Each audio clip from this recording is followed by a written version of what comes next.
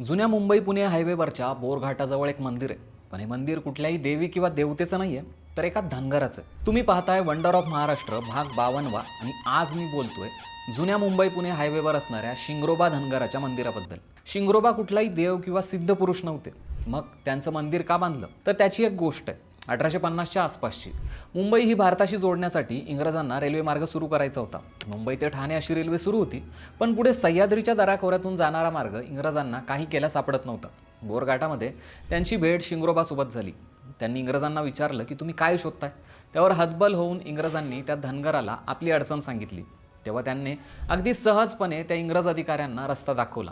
इंग्रजांनी शिंगरोबाला बोलावून सांग तुला काय पाहिजे असं विचारलं. तेव्हा त्यांनी मला जर काही द्यायचंच असेल तर माझ्या देशाला स्वातंत्र्य द्या असं म्हटलं. पण हे ऐकताच इंग्रज अधिकाऱ्याला प्रचंड राग आला आणि त्याने थेट शिंगरोबावर गोळी झाडली. पुढे इंग्रजांनी कपटाने शिंगरोबाला मारलं. त्या जागेवरती 1929 साली मंदिर वजा स्मारक बांधण्यात आलं आणि पुढे धनगरांचा आधुनिक देवता आणि हुतात्मा म्हणून शिंगरोबा प्रसिद्ध झाले. तुम्ही हे मंदिर कधी पाहिलंय का? आम्हाला कमेंट करून नक्की सांगा.